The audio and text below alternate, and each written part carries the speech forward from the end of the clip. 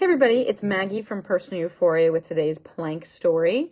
Another long one because it's another tale from Namibia. So it's going to go on a little while. So what I would say is let's, of course, do plank for part of it if you want, but let's do some hand and wrist stuff. So bring your hands together and go side to side, interlock your fingers and make fists. Just sort of wiggle your fingers. Use like a table, right? So if you put your hands on a table and then bend back or pull back, bending backwards both at the fingers and bending back at the wrist, anything that feels good for your hands, wrists, fingers. All right. So this is basically the story of what I did or didn't learn about animal safety in Namibia. Now, I compare it to the fact years ago, Matt and I went on safari in the Serengeti, and there were a ton more animals there than in Namibia. And in the Serengeti, they don't let you out of the Jeep. And when we stayed in tented camps, you weren't allowed to walk even from your tent to the restaurant without blowing a whistle and getting an escort. And that always makes me laugh a little bit because I feel like now just 3 people are going to get eaten by a lion, me, Matt, and the escort. What are they going to do necessarily to save us? I don't know. But in Namibia, because they have fewer animals, I think each place sort of has their own rules, and it's considerably more lax. So for example, one time we were taking a long ride through the desert, and the guide said, I think we should pull over, let's stretch our legs, we'll have a cup of tea. This should be a safe place to get out because I'm pretty sure the lions are on the other side of the riverbed.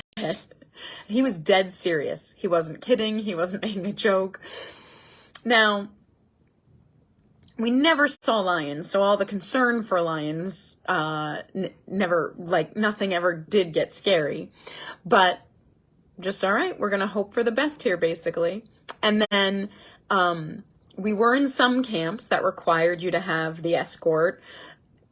Other camps didn't, but they didn't really want you walking around. So we get back from these long rides and I'd really want to take a walk. And the camp would be like, well, you can walk to the watering hole, which is 300 feet away, maybe. And I'd be like, oh, I'd really like a longer walk. And so they'd arrange for someone on staff to take us on a walk, which they'd normally do. And on one of these walks, I asked the guide, well, what would you even do if you approached a lion? We're too far from camp now. There's nowhere to hide. There's nothing. What would you do? And he said, well, you don't run. Absolutely don't run. You're prey if you run and you're definitely dead. He's like, so you just stand as still as you can. You keep staring at the lion and you hope for the best. I thought, well, that's a really calm peace of mind. I don't know if I'd be able to do that. Luckily, for the most part, lions don't want to eat humans. So I suppose that's good.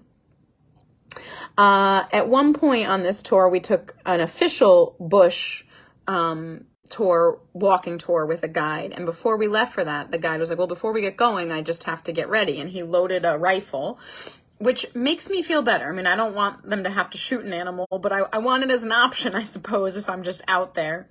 And all I could think of is last year when we went to Alaska,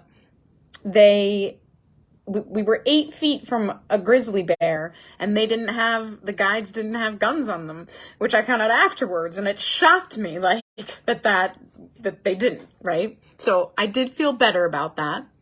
Then final story about animal safety. One of these places we were staying was a lodge in the desert, but on the beach. So there was nothing around.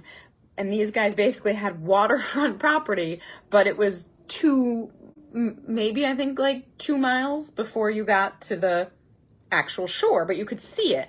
And as long as you told someone, they let you basically walk to the beach and back.